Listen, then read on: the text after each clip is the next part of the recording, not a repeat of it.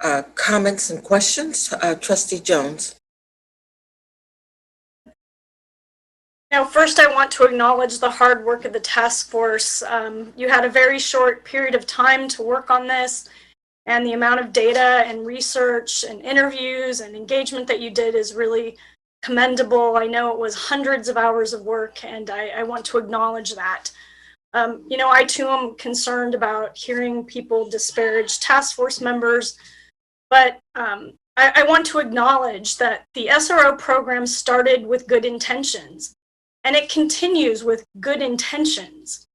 I've worked with SROs positively as a PTA president. I've participated in an FPD active shooter drill. I've attended informative SRO presentations.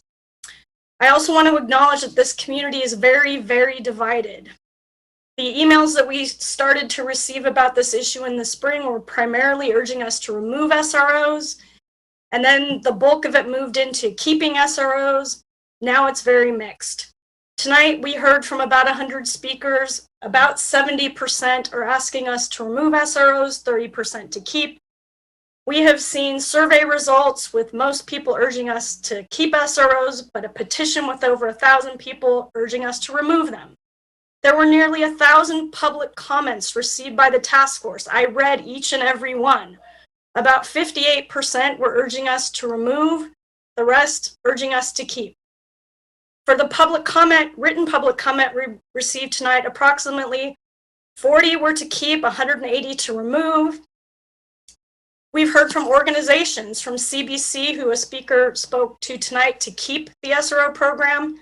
We've heard from the Council on American Islamic Relations, Bay Area student activists, Charles Houston Bar Association, the ACLU Foundation of Northern California, the RISE Coalition, Ella Baker Center for Human Rights, American Friends Services Committee, Filipino Student Association, the Washington High Students for Change, Renegade Feedings, Alliance of South Asians Taking Action, Filipino Advocates for Justice, Gen Up, and March for Our Lives California. I mentioned March for Our Lives California in particular as being one of the groups urging us to remove SROs, because that organization was born out of a school shooting. And if an organization born out of a school shooting is urging us to remove the SRO program, it's for a reason. And they've seen the data that we have seen. The information in the report has clearly revealed a need for change.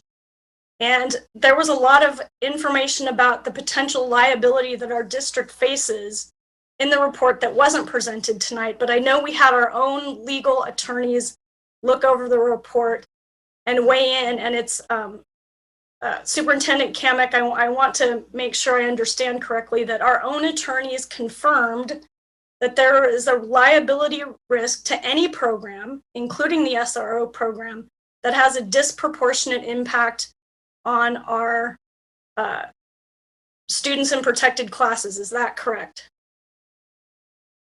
Yes, it is correct. As an agency that receives state and federal funding, we would have liability for any program that creates disproportionate or disparate impact for students. Thank you. So there's clearly a need for reform, and I acknowledge that our police chief has expressed a willingness to work with us on that reform. We clearly need better policy, better training for admins, better protection for our student rights. We need to make sure this issue comes for us every year for approval, and that didn't happen in 2019. But what I have to ask myself at the end of the day is reform enough? And this moment, I think, is calling for us to look at transformation, not just reformation. We've heard from our students, and this was starting in the spring in the summer with the forums that they were holding, and they were calling for us to change the system, to make systemic changes for them. And while not all of it was about SROs, part of it was. And I acknowledge that we have an internal systemic problem in this district that is separate from our SROs, and that removing SROs won't fix by itself. We have a lot of work to do. But I do think it is time for us to remove SROs from being permanently stationed on our campuses. I don't think that means we should completely sever our relationship with FPD. I know we will still be calling FPD to respond to issues on our sites. And I think we need to rework the MOU with FPD to change the system fundamentally. This system doesn't just need reform, it needs fundamental change. And I think we need to work on implementing some of the recommendations that the task force recommended, to work with Youth and Family Services to expand the Healthy Choices intern program, to invest in district-wide training for all staff in restorative practices, and to utilize other resources for 5150s, realistically speaking. And I understand that it's a challenge, and I don't want to discount that reality. But I would like to move to accept the recommendations of the SRO task force.